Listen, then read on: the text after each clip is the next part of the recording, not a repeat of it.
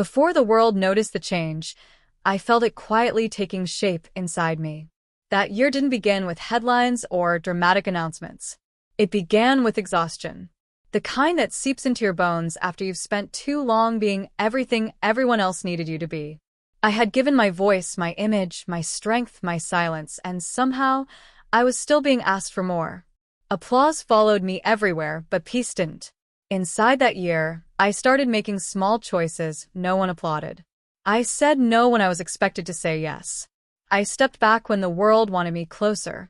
I listened to my own breathing instead of the noise around me. It wasn't rebellion. It wasn't collapse. It was something quieter, braver, and far more dangerous to the image people loved. This is the story of the year Whitney Houston chose herself. Not on a stage, not in a song, but in moments no one was supposed to see. The choices I made during that time didn't save me from pain, but they taught me who I was when I stopped performing for approval. Stay with this story, because sometimes the most powerful decision isn't made in front of millions. It's made alone, when no one is watching. And if this story resonates with you, don't forget to like the video, subscribe to the channel, and turn on notifications so you never miss the next powerful story. Capítulo 1 600 palabras. Chapter 1. The year I chose myself didn't start with courage. It started with fatigue. I remember sitting alone in a hotel room in Los Angeles, curtains half drawn, city lights bleeding through the glass like a restless pulse. The room was quiet, too quiet for someone whose life had been lived in constant sound. No rehearsals. No phones ringing. No one asking me where I needed to be next. Just me, the hum of the air conditioner, and a weight in my chest I couldn't ignore anymore. I had just finished another tour leg. Another cycle of smiling, singing, thanking, promising. People called it success. I called it survival. I kicked off my heels and let them fall wherever they landed. My feet ached, but not as much as my spirit did. I walked to the mirror and studied my reflection the way I'd learned to over the years, searching for flaws to fix, angles to soften, proof that I was still on. That night, I didn't recognize the woman staring back. She looked beautiful. That was the problem. The beauty was automatic now. The smile rehearsed. The confidence expected. Somewhere along the way, my real self had learned to hide behind excellence. And excellence had become a shield I couldn't take off. I sat on the edge of the bed and pressed my palms into the mattress, grounding myself. My phone buzzed on the nightstand. Another message. Another reminder of obligations waiting patiently to reclaim me. I didn't pick it up. That was new. For years, ignoring a call felt like betrayal. To my team. To my fans. To the image that fed so many people's livelihoods. But that night, something inside me whispered, just breathe. I closed my eyes and did exactly that. I thought about how every decision in my life had been framed as a responsibility. Sing this. Say that. Don't say too much. Don't disappear. Don't disappoint. Every choice came with a warning attached. But no one had warned me about what happens when you never choose yourself. The next morning, I woke up without an alarm. Sunlight stretched across the floor, slow and unapologetic. I lay there longer than usual, listening to my own thoughts instead of a schedule. They weren't kind thoughts. You're falling behind. People are waiting. This isn't who you're supposed to be. I sat up, heart racing, the familiar panic knocking at my ribs. I knew that feeling well. I'd sung through it, smiled through it, prayed it away. But that morning, instead of fighting it, I asked myself a question that scared me more than any headline ever could. What do I want? The answer didn't come immediately. That silence terrified me. I'd spent my life responding, not initiating. Performing, not deciding. Wanting felt like a foreign language. I stood up and walked barefoot to the window, pressing my forehead lightly against the cool glass.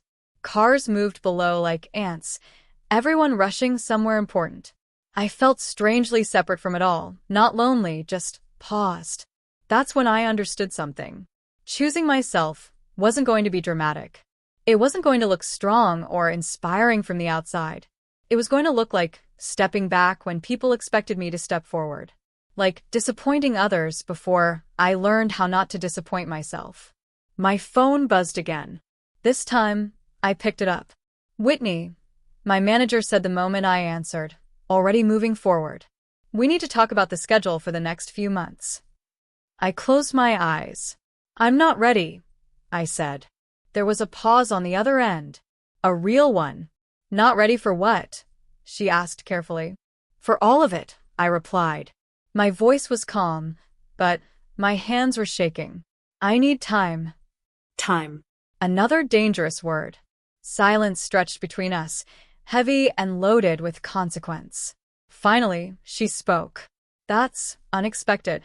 I looked out over the city again, heart pounding, knowing I was standing at the edge of something I couldn't undo. "I know," I said. "That's why I'm saying it." And as the line stayed quiet, as the world waited for me to explain myself, I realized the year I chose myself had just begun, not with certainty, but with a single, terrifying step into the unknown.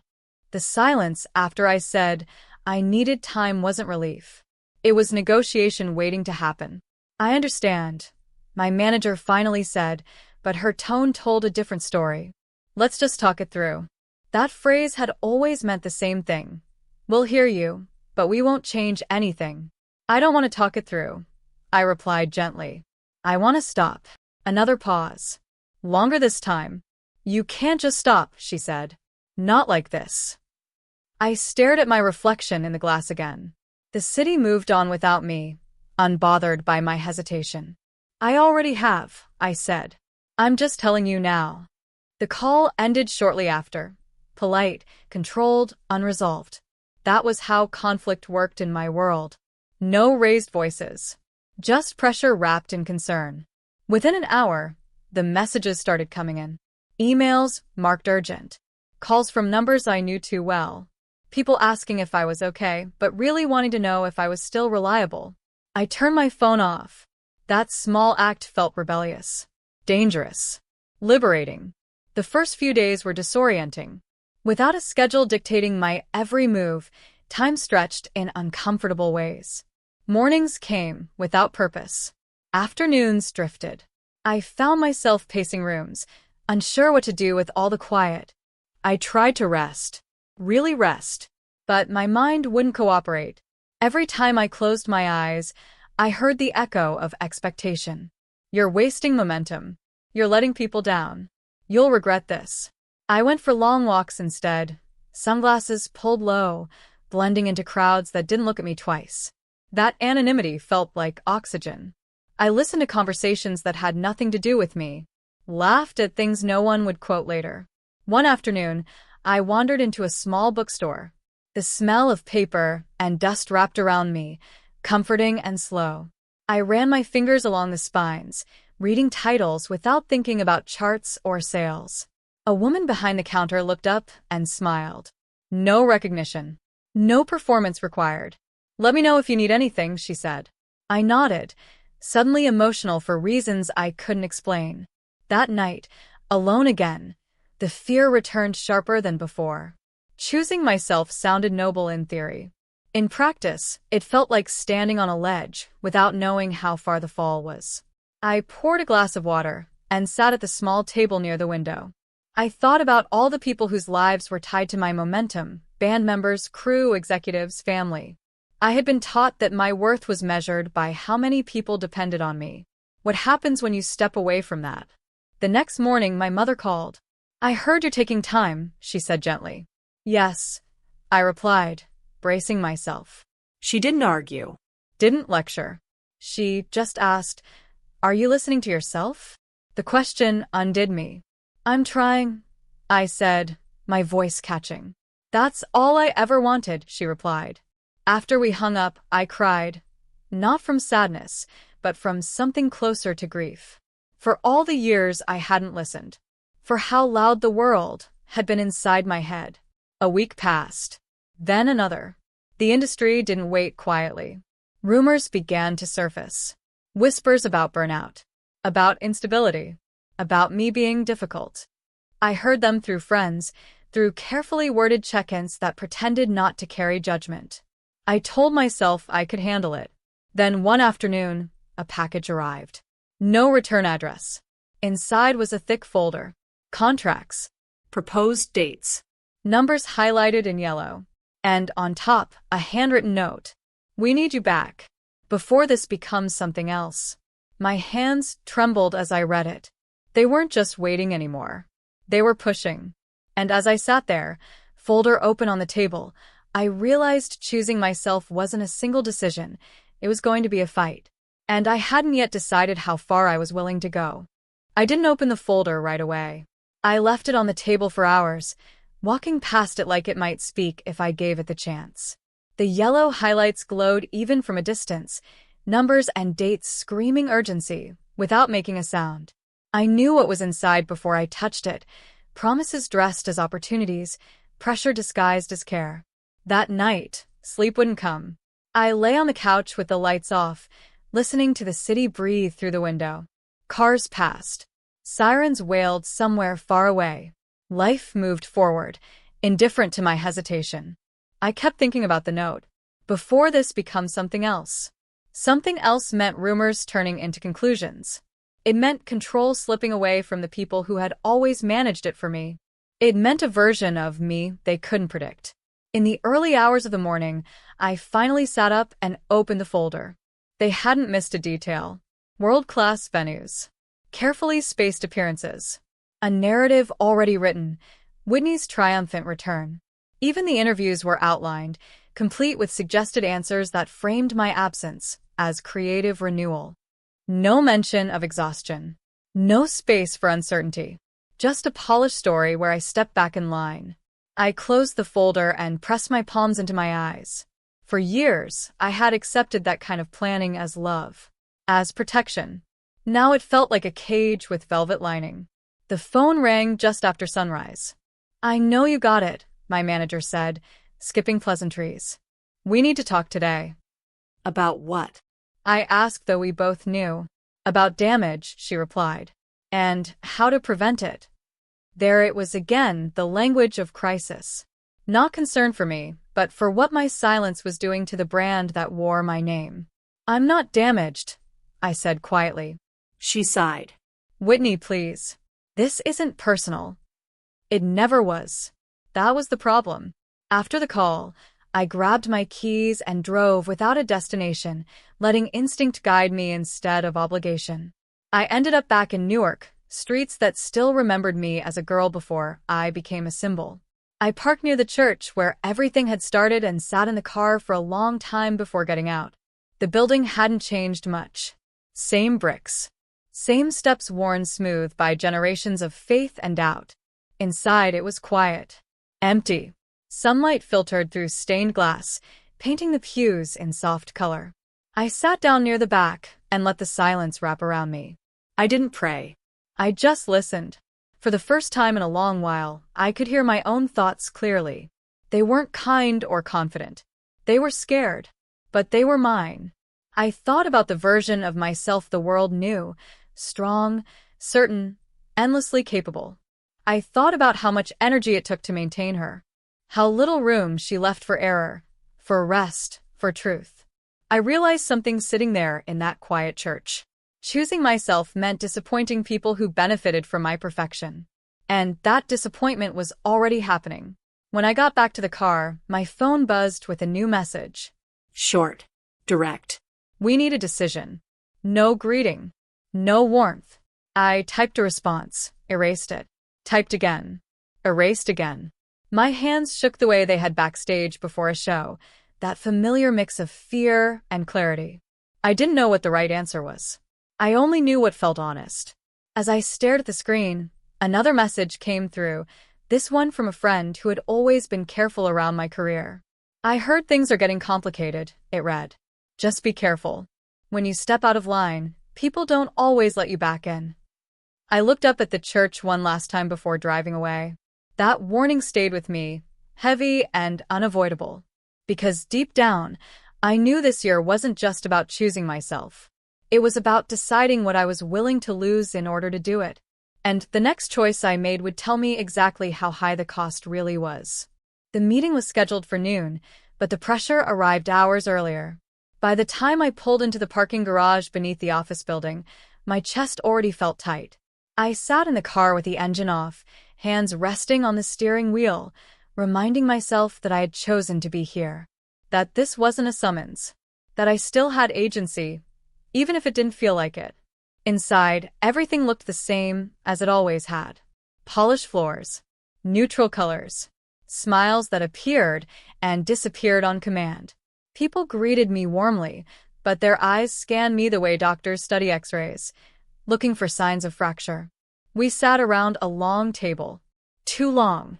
Too shiny. Papers were neatly stacked in front of people who already knew what they wanted from me. "Thank you for coming," one of the executives said, leaning forward.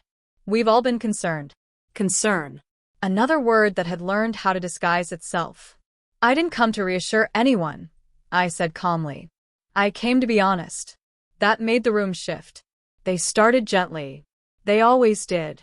Talking about legacy, about timing, about how the industry was changing and how my voice was needed more than ever. Compliments flowed freely, carefully chosen, strategically placed. "You're irreplaceable," someone said. I nodded. Not because I agreed, but because I'd heard it before. Many times. Usually right before I was asked to sacrifice something. Then the tone changed. "You have to understand," another voice added. "When you step back like this, people start filling in the gaps themselves." "I know," I replied. "And I'm letting them." That wasn't the answer they expected. A man across the table leaned back, fingers steepled. "Whitney," he said, measured and calm. "This isn't just about you." There it was. I felt something in me harden. Not defensively, but decisively. "That's exactly why it has to be," I said. Silence followed. Not awkward. Calculated. "You're risking your relevance," he continued. "The industry doesn't pause." "I'm not trying to be relevant," I said. "I'm trying to be well." Someone sighed softly, like I'd said something naive. Another executive slid a document toward me. "We've adjusted the terms. Fewer appearances. More control. This is us meeting you halfway." I looked at the paper, but didn't touch it. "Halfway to where?" I asked. No one answered. Because the truth was obvious. Halfway back into the same life, the same expectations, the same slow erosion of self. "I appreciate the effort," I said, standing up slowly. "But I'm not signing anything today." The word today hung there, tempting them. An opening. They tried again. "You're making an emotional decision," someone said. "This is bigger than feelings."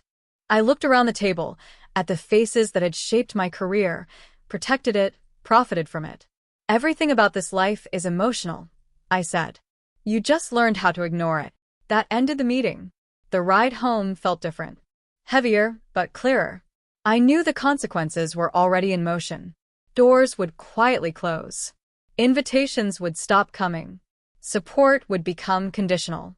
That night, alone again, I sat on the floor with my back against the couch. The apartment felt too big, too quiet. Doubt crept in, sharp and persistent. What if they're right? What if you disappear? I hugged my knees to my chest, breathing through the fear. Then I remembered something simple and grounding. I had already been disappearing, slowly, quietly, while standing in the spotlight. This time, at least, I could see myself. My phone buzzed with a final message from my manager. "If you walk away now," it read, "don't expect things to be the same." I stared at the screen, heart pounding. I typed back only 4 words. "I don't want them to be." And as I set the phone down, I understood that whatever came next would not be applause. It would be consequence. And for the first time, I was choosing to face it. The days after the meeting moved strangely, slower on the outside, louder on the inside. At first, nothing happened. No dramatic fallout. No angry calls. Just silence. The kind that hums in your ears and makes you wonder if the world is holding its breath, waiting for you to blink first. I woke up without an agenda for the first time in years. No rehearsals scheduled. No interviews to prepare for. No wardrobe fittings, no vocal warm-ups demanded by a clock that never cared how I felt. Freedom, I learned quickly, can feel a lot like fear.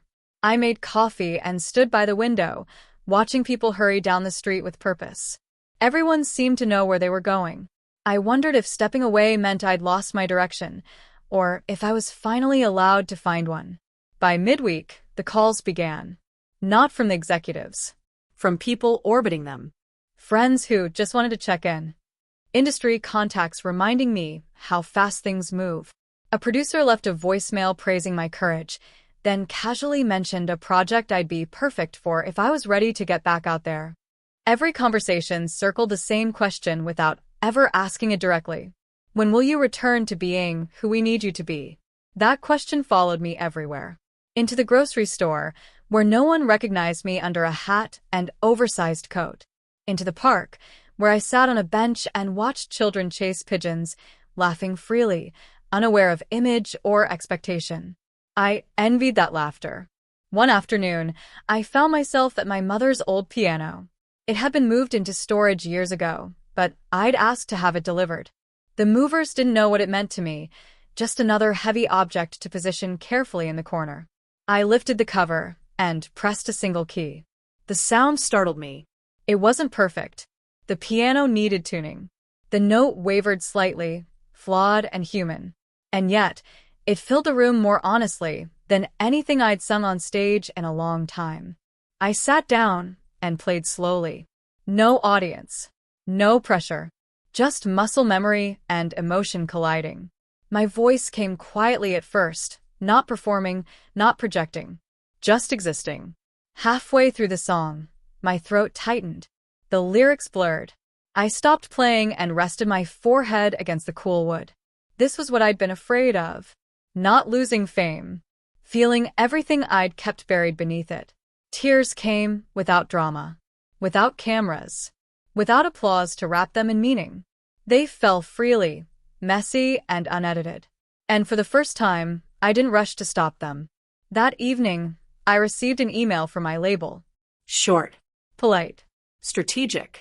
They were reassessing priorities. Projects were being restructured. My name was no longer attached to anything specific.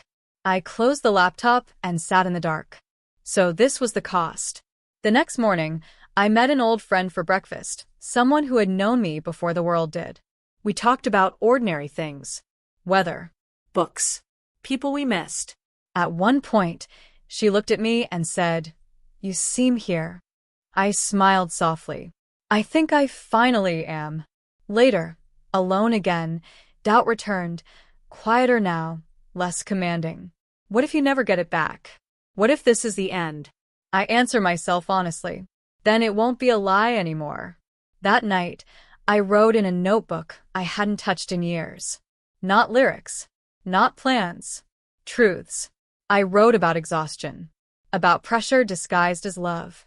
About how perfection had been a cage lined with gold. I wrote until my hand ached and my mind felt lighter. Choosing myself hadn't made life easier, but it had made it real. And somewhere in that reality, I felt something fragile but undeniable begin to grow. Peace, not loud, not celebrated, but finally mine. The year didn't end with a comeback. That was the part no one understood. There was no surprise performance, no dramatic announcement, no carefully timed return design to remind the world of what it had been missing.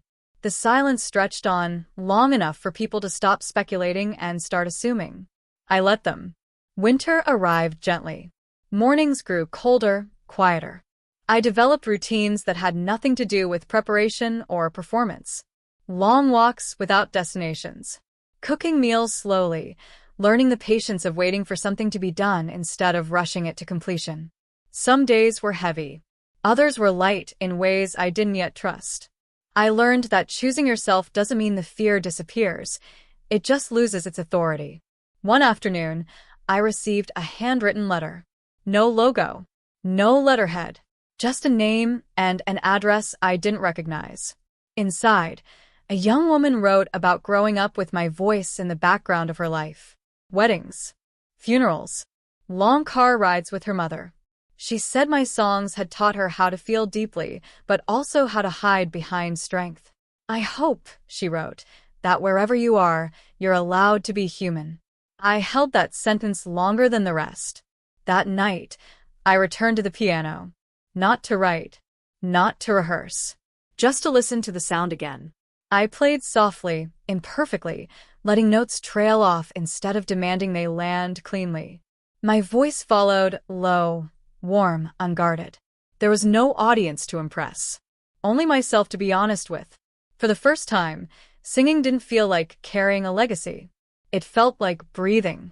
In the spring, an invitation arrived, not from an industry executive but from a small community center.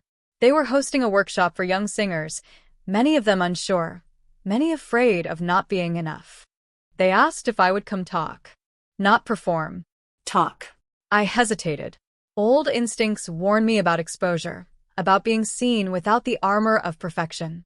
But something quieter inside me said yes. The room was small. Folding chairs. Nervous smiles. No cameras. I told them the truth. That applause fades faster than you think. That praise can be addictive and dangerous. That your voice matters most when it belongs to you. I didn't sing that day. But I watched something open in their faces. Relief? Maybe. Permission. As the year drew to a close, I stood alone on New Year's Eve. Fireworks burst somewhere far away, muffled by distance. I thought about the woman I'd been, polished, praised, protected by expectations, and the woman standing here now. Still talented, still capable, but no longer performing for survival. I realized something then that felt both simple and profound.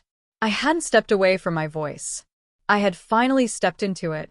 The world might remember me for songs, for moments frozen in time. But this year, the quiet one, the invisible one, was the year I learned how to live without being watched. And if I ever sang again for the world, it would be because I chose to. Not because I was needed. Not because I was expected. But because the truth, once reclaimed, has a way of asking to be heard. And this time, I would sing it on my own terms.